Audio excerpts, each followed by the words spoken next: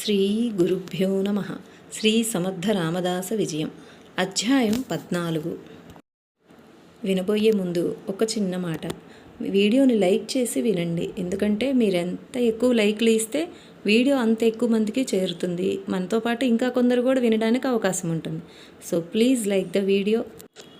శ్రీరామ జయ రామ జయ జయ రామ.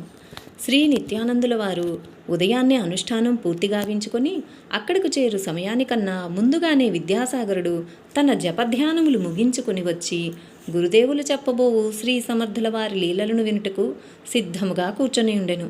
గత దినము ప్రవచించిన శ్రీ సమర్థుల దుష్ట శిక్షణ శిష్టరక్షణ ఏ విధముగా ఉండునో మనసునందు ఊహించుకొనుచుండెను.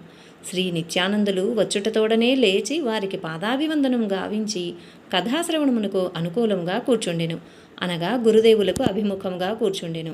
ధార్మికులారా, శ్రోతలెప్పుడైనా గురువులు లేదా వక్తల ముందర కొంచెం తక్కువ ఎత్తులో వారి దృష్టి తమపై పడునట్లు కూర్చుండి శ్రవణం చేయాలి. కానీ పక్కలనో చాటుగానో లేక వెనుక భాగముననో కూర్చుండి శ్రవణం చేయరాదు. అట్లు చేసినచో విషయము పూర్ణంగా గ్రహించలేరు. ఇది అందరూ తెలుసుకొనవలసిన విషయం. శ్రీ సమర్థులు టాకలికి తిరిగి వచ్చుట. శ్రీ నిత్యానందుల వారు శిష్యుని ముఖంలోకి చూస్తూ ఏదో యోచించుచున్నట్లున్నావు, దేనిని గురించి అని ప్రశ్నింపగా విద్యాసాగరుడు, గురుదేవా, శ్రీ సమర్థుల వారి సమయస్ఫూర్తిని గురించే ధ్యానించుచున్నాను, తరువాతి కార్యకలాపమును వివరింపవేడుచున్నాను అనెను. వత్స, శ్రీ సమర్థులు పంచవటి నుండి టాకలికి వచ్చినారు. వారు వస్తున్న విషయం తెలిసి దూరం నుండియే ఉద్ధవుడు పరుగున వచ్చి వారి పాదాలపై పడెను. శ్రీస్వామి అతనిని లేవనెత్తి, నా కుమారా అంటూ హృదయానికి హత్తుకొన్నారు.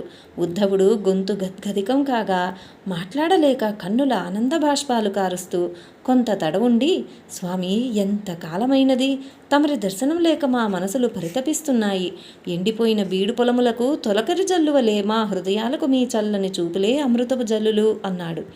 ఇంతలో అతని తండ్రి కులకర్ణి గారు మరియు గ్రామస్తులందరూ వచ్చి చేరి శ్రీ సమర్థులకు ప్రణామములు చేసిరి. శ్రీ స్వామివారు అందరినీ పేరు పేరున కుశల ప్రశ్నలు వేసిరి. దేవాలయంలోని హనుమంతునకు పూజాధికములు సక్రమంగా జరుగుచున్నాయా అని విచారించి తెలుసుకుని వారిని ఆశీర్వదించిరి. అచ్చట యథావిధిగా భిక్షాటనము చేయుచు కొలది దినములు మాత్రమే ఉండినారు. ఆ తరుణంలో గ్రామ ప్రజలును కులకర్ణి ఉద్ధవస్వాములను కోరగా తన క్షేత్ర యాత్రా విశేషములు వివరించినారు. నిత్యము ఉదయం సాయంత్రములలో వారికి జ్ఞాన ప్రబోధము ఈ విధంగా చేసినారు. జ్ఞానుల సహవాసము. ధార్మికులారా, ఎరుకలేని కాలములో జరిగిపోయినదేదో పోయింది. కాలము చాలా విలువైనది, అది నిలబడదు, కదలిపోవుచునే ఉండును. పోయిన సమయం వృధా అయినదను జ్ఞానము గురువుల ద్వారా తెలిసినప్పుడు పోయిన దానికి వగవక ముందు కాలమును సద్వినియోగపరుచుకొనవలెను. జ్ఞానియగు గురువు లభించిన తదుపరి విడువక అనుసరించవలెను, స్మరించవలెను, అతనితో స్నేహమునరించవలెను, సేవించవలెను. తద్వారా జ్ఞాని యొక్క సుబుద్ధిని నేర్చుకొనవలెను. తెలియని విషయములను అడిగి తెలుసుకొనవలెను. సమయమెరిగి ఉపచారము చేయవలెను. గురువు కొరకు తన దేహంను వ్యయపెట్టవలెను. సాధకుడు బుద్ధిపూర్వకంగా జ్ఞాని యొక్క సాంగత్యమునందుండి భజించి అనుభవమును పొందవలెను. నిత్యానిత్య వస్తు వివేకమును గ్రహించవలెను. ఆయన చెంత గీతములను పాడుట, వాద్యములు మ్రోగించుట, నానా విధములకు ఆలాపనలు నేర్చుకొనవలెను. అతని అండలో అనేకమగు ఔషధీ జ్ఞానమును బడయవచ్చును. గురుదేవుల నుండి పరీక్షా విధానమును తెలుసుకొనవలెను. ఆయన సముఖమున వ్యాయామము, ఈత కొట్టుట, యోగాసనములు, పరుగు పందెములు గెలుచుటియేగాక ధ్యానమును అభ్యసించవలెను. ఆయన చెప్పినట్లు నడుచుచు సమాజ సేవలు చేయుట, యుక్తాయుక్త వివేకము, చతురతలను గ్రహించవలెను. ఆయన చెప్పిన చిన్న విషయం గాని పెద్ద విషయం గాని మననం గావింపవలెను. నిరంతరము గురుని స్మరణము, లీలాశ్రవణము, ప్రసంగములు నేర్వవలెను. అతడే విధంగా అన్యులను సంతోషపరచునో తెలుసుకుని తానట్లు మెలగవలెను. గురుని వద్ద గల విశిష్ట చాతుర్యమును, రాజనీతిని, నిరూపణా విధానమును గ్రహించవలెను. జ్ఞాని యొద్దనే కవిత్వము, గద్య పద్య రచననందు గల మాధుర్యమును ఆస్వాదించుట ద్వారా దాని భావము గ్రహించుట ఉత్తమం.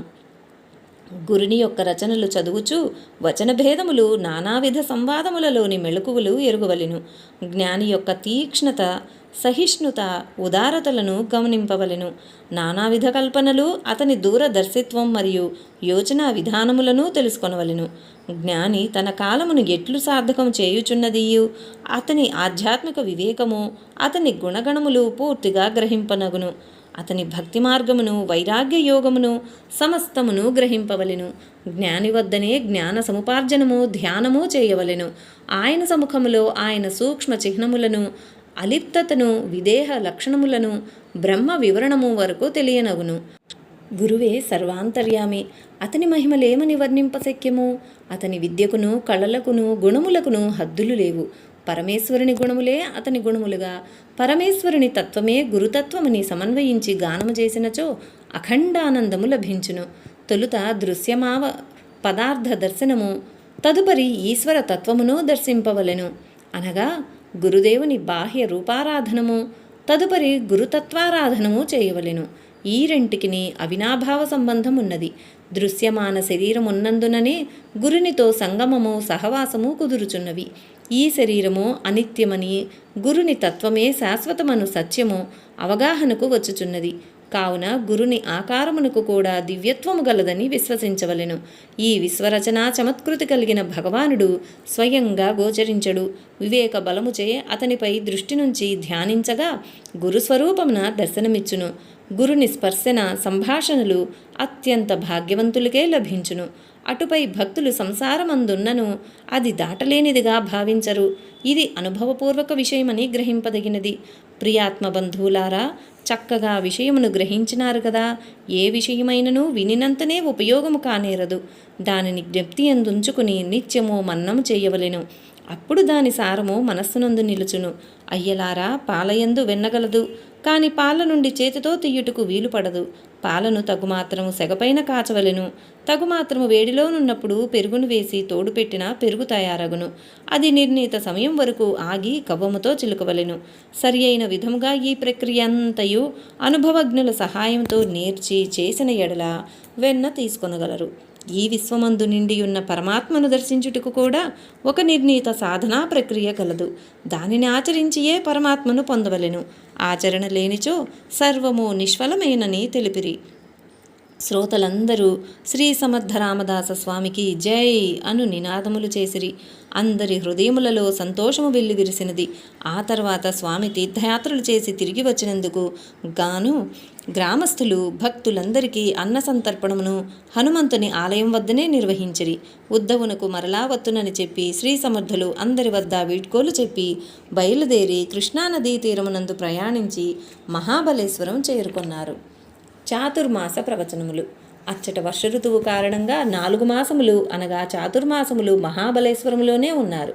ఆ క్షేత్రములో నిత్యము ఎందరో సాధువులు, గృహస్థులు కూడా వచ్చిపోవుచుందురు.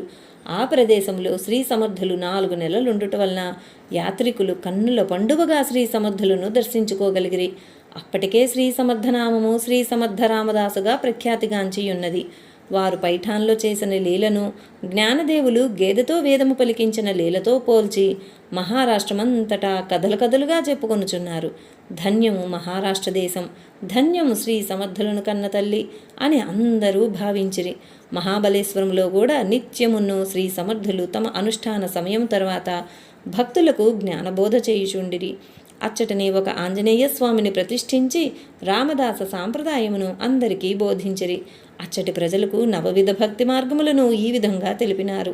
అచ్చటికి చేరిన 2-3 రోజుల్లోనే అనంత భట్టు, దివాకర భట్టు మొదలుగా గల ప్రసిద్ధ విద్వాంసులు అనేకులు శిష్యులుగా చేరినారు. వారి పూర్వజన్మల సుకృత ఫలంగా శ్రీ సమర్థులు వారికి గురువుగా లభించినారని వారెంతో ఆనందపడిరి. వారిలో దిటే, పిటలే, చితావా అనువారలకు కూడా దీక్షనిచ్చి అనుగ్రహించినారు.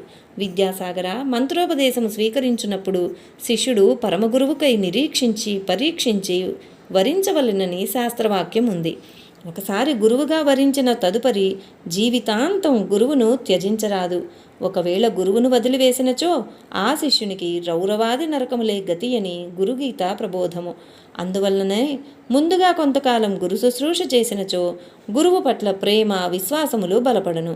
గురువు శిష్యుని స్వీకరించినప్పుడు కూడా తగు విధముగా పరీక్షించియే స్వీకరించును. తొలుత సేవలయందు నియమించును. ఆ సేవలను ఓర్పుతో శ్రద్ధతో చేయుచుండిన ఎడల అతనిలోని అవలక్షణములు, బలహీన గుణములు దూరమగును. తదుపరి మంత్రదీక్ష యొసిగినచో సాధనా బలము లభ్యమగును. కానీ పరమగురువుల విషయంలో శిష్యులే అదృష్టవంతులు. వారి పూర్వజన్మలో సాధనా విశేషం చేత పరమగురువులు, సద్గురువులు, సమర్థ గురువులు లభించెదరు. మంత్రోపదేశము ఏ సద్గురుని ద్వారా లభించునో వారి గురు పరంపరలోని వారందరి దివ్యశక్తి ప్రస్తారం శిష్యునికి లభించగలదు. ఆ పరమగురువుల అండదండలతో సాధన పరిపక్వతను, సత్ఫలితములను పొందగలరు. శ్రీ సమర్థులు వరుసగా నిత్యము అనేక విషయములను బోధించినారు. అందు నవవిధ భక్తి మార్గములలో ప్రప్రథమంగా శ్రవణ భక్తిని గూర్చి ఈ విధంగా బోధించిరి. నాయనలారా, నవవిధ భక్తులను వివరంగా తెలిపెదను, ఆలకించుడు. 1 శ్రవణం, 2 కీర్తనం, 3 విష్ణోస్మరణం, 4 పాదసేవనం, 5 అర్చనం, 6 వందనం, 7 దాస్యం, 8 సఖ్యం, 9 ఆత్మనివేదనం. భాగవతమునందు ఇట్లు చెప్పబడినది: భగవంతునికి నీవు దగ్గరగుటకు 9 విధములైన భక్తి బోధించబడినది. 1 భగవంతుని లీలాకథా శ్రవణం, 2 భగవన్నామ కీర్తనం, 3 నామస్మరణం, 4 పాదసేవనం అనగా భగవంతుడి పాదముల వద్ద శరణాగతి చేయుటయని భావం, 5 భగవదర్చనం, 6 ఆయనకే నమస్కరించుట, 7 సర్వకాల సర్వావస్థల యందును భగవంతుని యొక్క దాసునిగా తన్ను తాను మలుచుకొనుట, 8 ఆయనతోడి స్నేహం చేయుట అనగా ఇతర లౌకిక విషయములను వ్యవహారములను చేయుచున్నను భగవంతుని తలంపు ఆయనతో చెలిమిగా చెప్పబడినది. 9 ఇక చివరికి నాదంటూ ఏమీ లేదని తలంచి మనస్సును భగవదర్పణం చేయుట. 1 శ్రవణం, కర్మ మార్గము, ఉపాసనా మార్గము, జ్ఞాన మార్గము, సిద్ధాంత మార్గము, యోగ మార్గము, వైరాగ్య మార్గముల గూర్చిన సంపూర్ణ జ్ఞానతత్వమును శ్రవణము ద్వారా గ్రహించుకొనవలెను. బహువిధ పుణ్యక్షేత్రములు, తీర్థములు, మంత్రములు, సాధనములు, తపస్సులు, పునశ్చరణములు శ్రవణం చేయవలెను. దుగ్ధాహారులు, నిరాహారులు, ఫలాహారులు, పర్ణాహారులు, శాకాహారులు, నానావిధాహారులు ఎట్లుందురో వారి స్థితి ఏమిటో వినవలెను. ఎండ, వాన, చలిలోను, అడవిలోను, ఆకాశంలోను సిద్ధులు ఏ విధంగా ఉండగలరో విని తెలుసుకొనవలెను. జపము, తపము, తాపస యోగము, హఠయోగము, నిగ్రహశక్తి, శక్తి మార్గి, అఘోర యోగుల గురించి వింటేగానీ తెలియదు. ముద్రలు, ఆసనములు, లక్ష్యస్థానము, పిండ జ్ఞానము, తత్వజ్ఞానము, చంద్ర, సూర్య, తారామండల జ్ఞానము, ఇంద్రాది దేవతల యొక్క స్థానములు, వాయు, వరుణ, కుబేర స్థానములు, గరుడ, గంధర్వ, కిన్నెర, కింపురుష, విద్యాధర, యక్ష, సిద్ధ, చారణాది జ్ఞానము శ్రవణం చేయవలెను. ఇవన్నీ వినుటయేగాక మననం చేసి వానిని జ్ఞప్తియందు ఉంచుకుని నిక్షిప్తం చేసుకొనవలెను. మహావాక్య శ్రవణం చేయుటకు అర్హతను సంపాదించవలెను. స్థూల, సూక్ష్మ, కారణ, మహాకారణ శరీర జ్ఞానం తెలియవలెను అని ప్రబోధించారు. 2 కీర్తనం. తరువాతి రోజున శ్రీ సమర్థుల వారు భక్తులకు ఇట్లు ఉపదేశించిరి. నవవిధ భక్తులలో 2వదైన కీర్తన భక్తిని గురించి ప్రవచించినారు. తరువాత స్మరణ భక్తిని వివరించారు. అయ్యలారా, భగవానుని కళ్యాణ గుణములను విని మననము చేయగా నిరంతరము అదే గుణగానముగా కీర్తన రూపముగా ఆ భక్తుని హృదయాంతరాళము నుండి బయలువెడలను. ఆ కీర్తనలందు భగవంతునికి భక్తునికి సంబంధం ఉండవలెను. తన స్వార్థపరమైన కోరికలకు స్థానము ఉండరాదు. అట్టి ఎడ భగవంతునిపై అవ్యాజ ప్రేమ ఏర్పడును. ఆ ప్రేమ ప్రవాహంలో కాలమే తెలియదు. కీర్తనలతోనే ఎందరో భక్తులు భగవంతునితో తాదాత్మ్యతను పొంది తుదకు ఆయనలోనే లయమైనారు. తదుపరి 3వ సోపానమైన స్మరణ భక్తిని వివరించారు.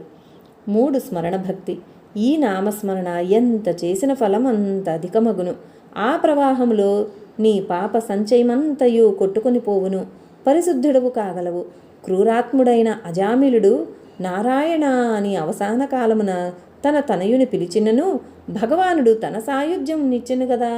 నామస్మరణ జీవితమంతయు చేయకున్నను తుది ఘడయలలో చేసినను మోక్షమిచ్చును. కానీ మానవునికి అభ్యాసం లేనిదే నామస్మరణం చివరి క్షణంలో కుదరదు. ఎప్పుడు మరణకాలం సంభవించునో ఎవరూ ఎరుగలేరు. కావున ప్రతి క్షణము నామస్మరణం విడువక చేయుటయే తరుణోపాయం. బాల్యం నుండి అలవాటు పడని వారు ఎంత వయసు వచ్చినా భగవంతుని తలచలేరు. రామనామం పలికేందుకు చేతకాని వాల్మీకి దానిని తిరగేసి మరా మరా అని స్మరించి నామస్మరణం చేసిన వాడై అద్భుత శక్తిని పొందెను. వాల్మీకి అని పేరుగాంచి రామాయణ కావ్యమునే రచించగలిగెను. శ్రీమద్ రామాయణం కోట్లాది భక్తులకు తరుణోపాయమును సూచించి ముక్తి మార్గమున నడిపించుచున్నది. ప్రహ్లాదుడు కేవలం హరినామస్మరణ చేతనే భగవంతుని కృపను పొందెను, సాక్షాత్కారమును పొందెను. భూమిపై శ్రీహరి అవతరించుటకు కారణుడయ్యెను. నిరంతర నామస్మరణం పాపరాశి నెల్లా రూపుమాపును. కావున భక్తులారా, అందరూ పెద్దగా గొంతెత్తి నామ సంకీర్తన చేయండని ప్రబోధించి కొంచెం సమయము సంకీర్తనము చేయించినారు. ఆ మరుసటి దినము శ్రీ సమర్థులు ఇట్లు వివరించిరి. నాయనలారా, 9 భక్తి సోపానములలో 4వది పాదసేవన భక్తి. 4 పాదసేవన భక్తి. భగవంతునికి నిరంతరము లక్ష్మీదేవి పాదసేవనం చేయుచుండునని మనకు తెలియను. కానీ మనకు శ్రీహరి పాదసేవనం ఎట్లు కుదురును? కావున 9 భక్తి మార్గములలో ఒకటి విడువలైనని భావమా? అట్లు కాదు. ఈ భూమిపైన నడయాడు దైవమే సద్గురువు.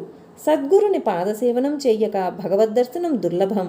కావున తొలుత సద్గురుని ఆశ్రయించి 9 భక్తి మార్గములను అనుసరించి సేవించుట మోక్షగామికి ముఖ్యమైన సాధనమై ఉన్నది. ఈ సాధన ద్వారా గాని అహంకార నిర్మూలనము జరగదు. ఆ పైన గాని భగవదనుభవం ప్రాప్తించదు. సంగత్యాగం, ఆత్మనివేదనం, విదేహస్థితి, అలిప్తత, సహజస్థితి, ఉన్మనము, విజ్ఞానము, అనుసప్త స్థితులను సాధుసేవ వలన మాత్రమే తెలియగలవు.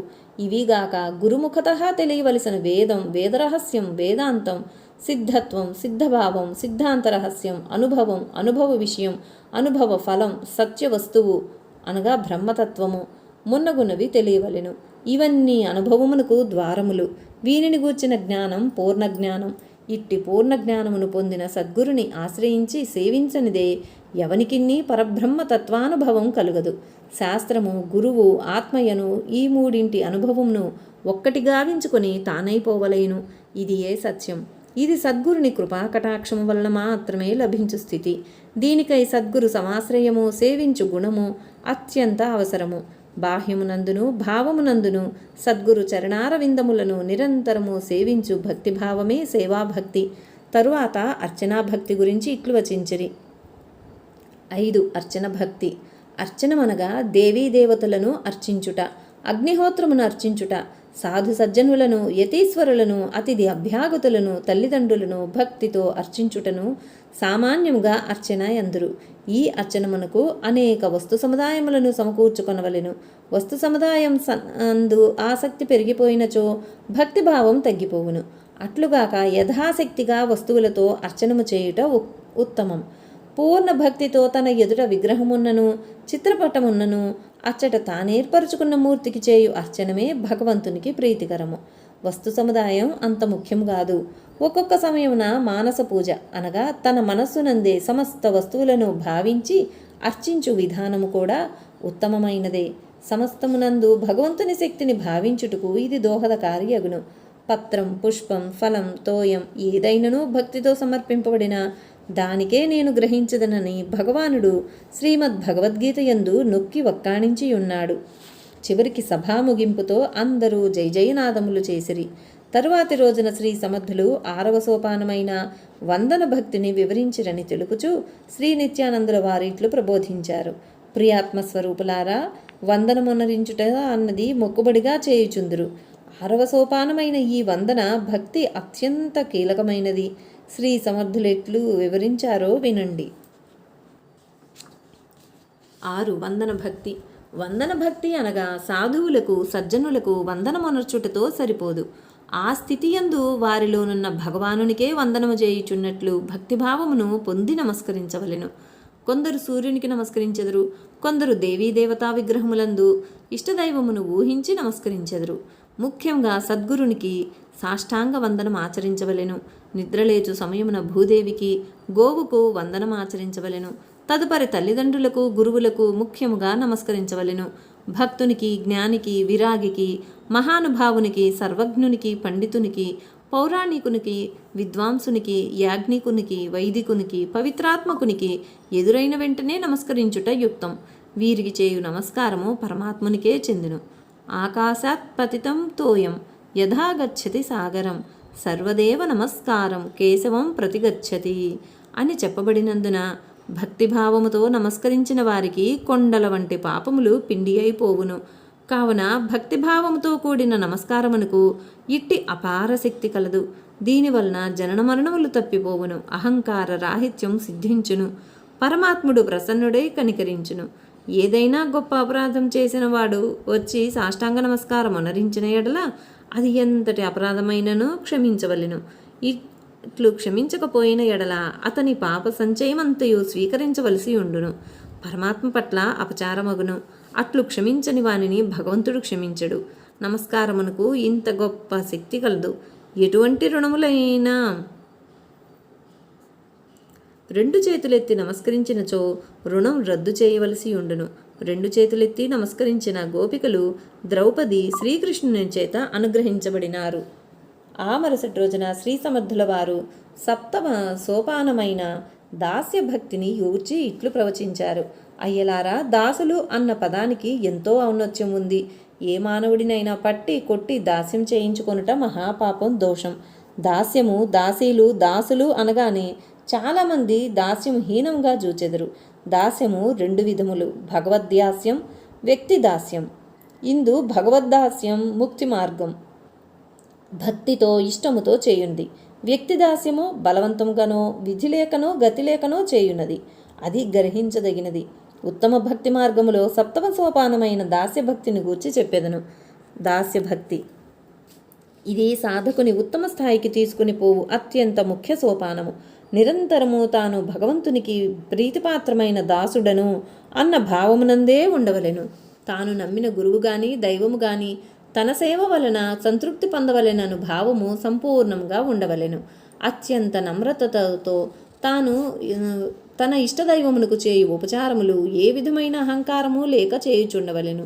సాధకుడు దాస్యభక్తిని పూనికచో ఎంచుకున్నచో దేవస్థానమునే నెలవుగా చేసుకుని సేవలు ఏమర్పాటు లేకుండా చేయవలెను. దేవాలయంలో ఉన్న దేవునికి ఎంత ప్రేమతో సేవలు చేయును అంతే ప్రేమతో భగవద్భక్తులకు సేవలు అందించవలెను. సర్వత్రా భగవంతుని చూడగల స్థాయికి ఎదిగే అవకాశం ఈ దాస్యభక్తి ద్వారా ప్రాప్తించును. దేవస్థానములందు మిగుల వైభవమును సంతరింపచేయునట్లు కార్యకలాపములు దక్షతతో నిర్వహించవలెను.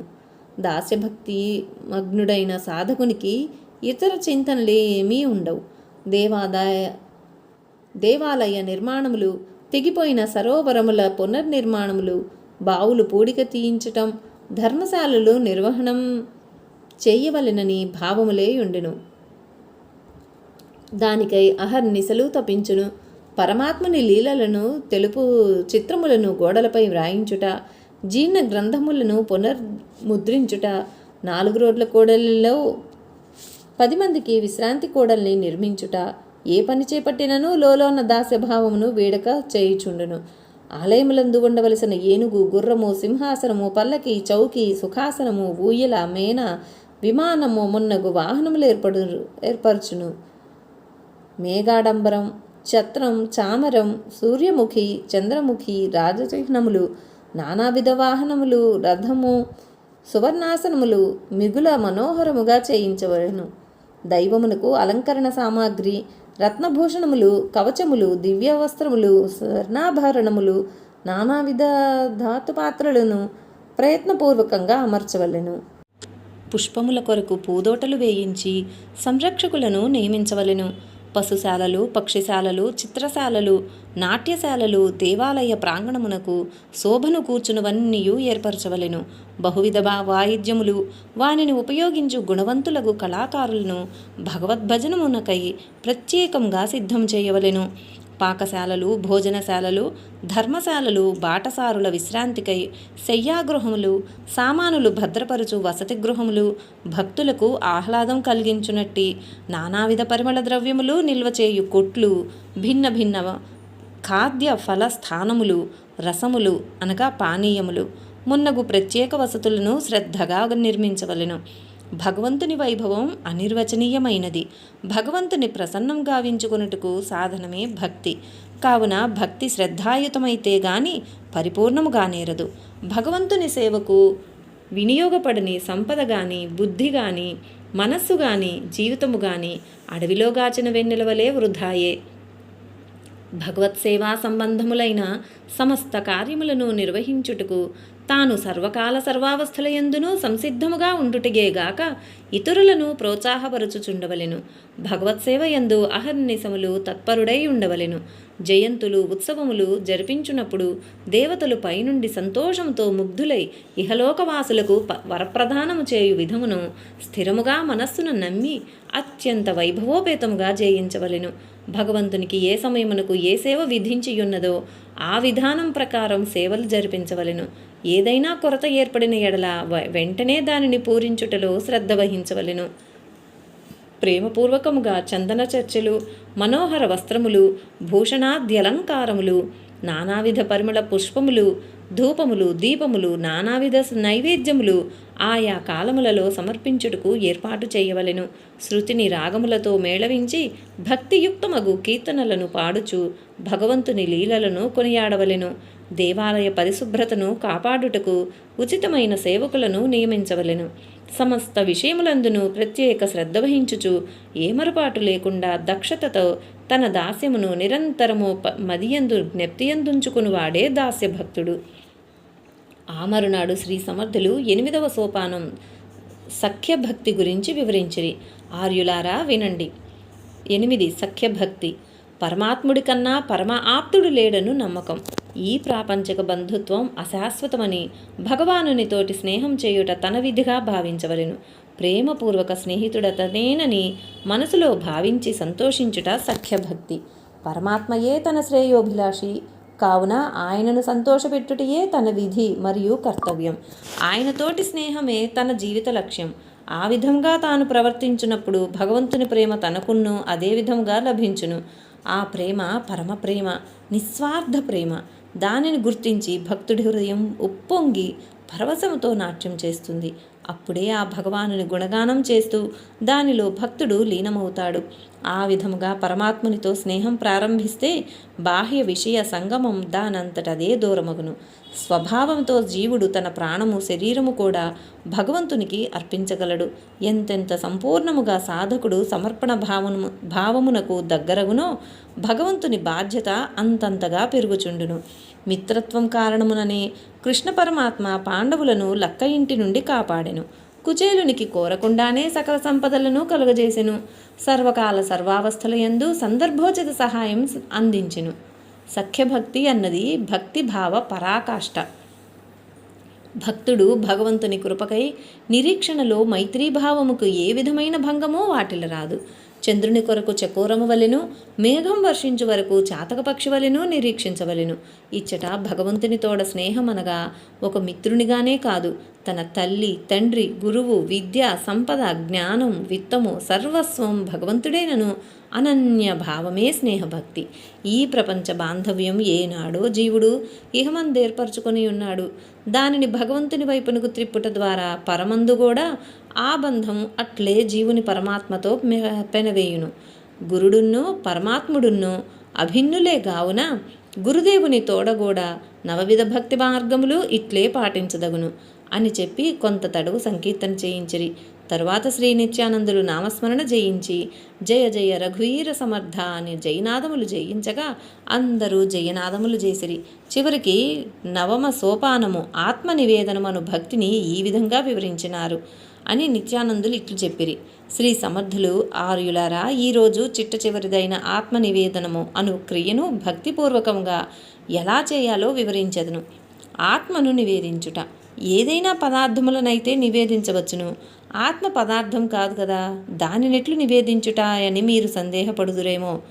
ఆత్మ నివేదనమనగా లోనున్న ఆత్మతో పాటు లోనున్న భావ పరంపరలు, కష్టాలు, దుఃఖాలు, సుఖానుభవాలు, ఈ శరీరం సర్వము నావి కాదు, ఓ భగవాన్ నీదే అని నోటితో చెప్పుడు కాదు, పూర్తి శరణాగతి పొందుటయని భావం. 9 ఆత్మ నివేదన భక్తి. ఆత్మనివేదనము లేక ఆత్మ సమర్పణము అను దానికి అర్థం తెలుసుకొనుటయే కానీ వేరేమియూ కాదు. 7వ భక్తి అయిన దాస్య భక్తి అభ్యాసమందును, 8వ భక్తి అయిన సఖ్యభక్తి అభ్యాసమందును తన సర్వ సంపదలను, సర్వశక్తియుక్తులను భగవంతునికి సమర్పించడం జరిగింది. ఇంకనూ సమర్పించకుండా ఏది మిగిలి ఉన్నది? తనదంటూ ఏమైనా ఉన్నదా? అనే యోచన విచారణ భక్తునిలో కలిగి నేను నాది అను పదములకు అర్థం తెలుసుకునే ప్రయత్నమే మిగిలింది. నాది అని చెప్పబడినదంతా భగవంతుడిస్తే వచ్చిన సంపద అన్న విషయం తెలిసే దానిని సమర్పించాడు. ఇక మిగిలింది నేను అనుభావం. ఈ నేను ఎవరు అనే విచారణలో తేలేదేమిటంటే ఈ శరీరం నేను కాదు, అది పంచభూతముల కలయికతో ఏర్పడినది, రూపం కలిగి నామం కలిగి వ్యవహరించబడుచున్నది. ఇది ప్రపంచ వ్యవహారం కొరకు ఏర్పడింది, అశాశ్వతమైనది. అసలు శాశ్వతము సత్యము అయిన ఆత్మ జీవాత్మ దీని యందు చేరినందున చైతన్యవంతమై ప్రకాశవంతమై వ్యవహారములు చేయుచున్నది. ఆ జీవాత్మ దీనిని త్యజించగా ఈ శరీరం నామరూపములన్నీయూ కోల్పోవచున్నది. ఈ విచారణ ద్వారా విషయం తెలుసుకొని అశాశ్వతమైన శరీరంతో తాదాత్మ్యం చెందక తన నిజతత్వమైన శాశ్వత తత్వముతోనూ సత్య వస్తువుతోనూ తాదాత్మ్యం చెందుటయే, ఏకత్వము పొందుటయే, సమ్మిళితమగుటయే, లయమగుటయే, మిశ్రమమగుటయే, కలిసిపోవుటయే, తాను వేరుగా లేకుండుటయే ఆత్మనివేదనము. నదులన్నీయూ సముద్రం వరకు తమ తమ నామధేయములతో ప్రవహించి సముద్రములో సంగమించునప్పుడు సముద్ర రూపమును దాని గుణమునే పొందును. నది యొక్క నామ రూప గుణములకు ఉనికి ఉండదు. అట్లే పరమాత్మ తత్వమిరిగి తనను తాను సమర్పించుకొనుటయే, తనకు ప్రత్యేకమైన ఉనికి లేకుండా చేసుకొనుటయే, అనగా నేను లేను ఉన్నది తానే అనగా పరమాత్మయే అను భావము పటిష్టమగుటయే ఆత్మనివేదనం. తానెవరో ఎరుగుట ద్వారా తెలియవచ్చుచున్నది తాను భక్తుడునని గాక అవిభక్తుడనని ఎరుగును, అనగా పరమాత్మ యొక్క అఖండ తత్వము అవగతమగును. నవవిధ భక్తి సోపానములలో చివరిదైన ఆత్మనివేదనము అనున్నది పొందనిచో సాధన పరిపక్వత చెందదు, జనన మరణ సంసార చక్రము నుండి విడుదల లభించదు. ఈ వచనములు సత్యసిద్ధములు, ఇందు సందేహము వలదు. అయితే ఈ చెప్పబడిన నవవిధ మార్గములలో దేనినైనా అనుసరించవచ్చును. కానీ చివరిదైన నవమ భక్తి ముక్త స్థితిని పొందించును. కావున సద్గురుని చరణ సన్నిధిలోనే అనుభవం పొందనగును, తనకు తానే ఎవ్వరునూ పొందలేరు అని ముగించిరి. అందరూ జై జయధ్వానములు చేసినారు. జై జై రఘువీర సమర్థ శ్రీరామ జయ రామ జయ జయ రామ.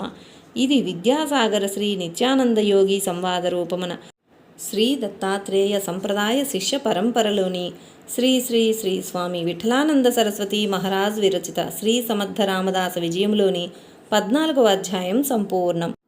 ఓం శాంతి శాంతి శాంతి. చివరిగా ఒక్క మాట, సబ్స్క్రైబ్ చేసుకున్నవారు బెల్ ఐకాన్ని ప్రెస్ చేసి ఆల్ అని ప్రెస్ చేస్తే మాత్రమే నా నోటిఫికేషన్స్ వెంటనే మీకు అందుతాయి. Thank you.